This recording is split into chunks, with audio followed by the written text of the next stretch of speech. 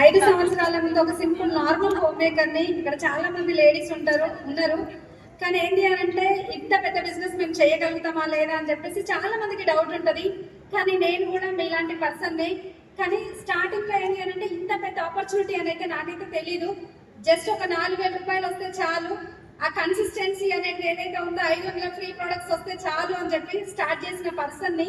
కానీ ఈరోజు చూస్తే ఏంటి అని అంటే నా లైఫ్లో లేదంటూ ఏది లేకుండా వెస్టీజ్ నుంచి అన్ని సాధించుకోగలిగిన ఒక్కసారి గట్టిగా అప్లాస్ అండి వెస్టీజ్కి. Thank you Vestige and building team.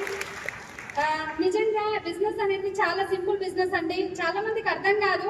ఇక్కడ చేయాల్సింది ఏం లేదు. ఒక 2 సంవత్సరాలు ఇప్పటిదాకా సార్ వాళ్ళు మేడం వాళ్ళు చెప్పారు కదా, వాళ్ళు చెప్పింది ఫాలో అయితే చాలు. ఇంకా ఆ 10 కోర్స్ చెప్పు ఇప్పటిదాకా మనకు మా దీపక్ పటేల్ సార్ కూడా చాలా క్లియర్గా చాలా ఎక్స్ప్లెయిన్ చేసిరు.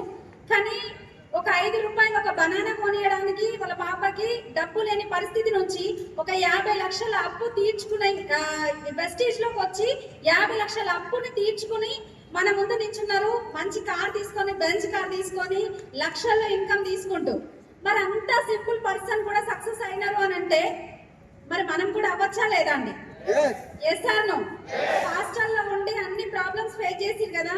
ఈరోజు నేను చెప్తున్నాను కదా, చాలా సింపుల్ బ్యాక్గ్రౌండ్ నాది కూడా. కానీ ఒక స్టిచ్చింగ్ చేసే పర్సన్ని ఈరోజు 5 లక్షల పైన ఇన్కమ్ తీసుకుంటున్నా అంటే ఒకసారి ఆలోచించండి.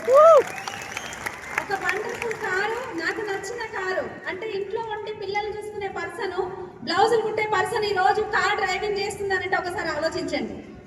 అర్థమవుతుందా అండి? నాకు సొంత ఇల్లు వెస్టీజ్కి వచ్చినప్పుడు సింగిల్ బెడ్రూమ్ లో ఉన్న నేను ఈరోజు 1 కోటి రూపాయల ఇంట్లో సొంత ఇంట్లో ఉంటుందంటే ఆలోచించండి. ఇవన్నీ నాతోటైనా అంటే మీతో కూడా అవుతాయా లేదా? Yes or no?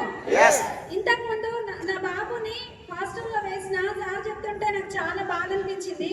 అంటే హాస్టల్లో ఉన్న బాబుని తీసుకొని వచ్చి ఇప్పుడు వచ్చి మంచి స్కూల్లో, ఇంటర్నేషనల్ స్కూల్స్ లో చదివిస్తున్నా నా పిల్లల్ని అని అంటే ఈ అవకాశం మీ అందరికి కూడా ఉందా లేదా? కానీ నో అనే మాట ఏదైతే ఉందో దాన్ని తట్టుకొని ఒక 2 సంవత్సరాలు ధైర్యంగా మీరు నిలబడగలిగితే ఈ స్టేజ్ మీద మీరుంటారు, క్లాప్స్ మేము ఇస్తాం కింద ఉండి. Thank you.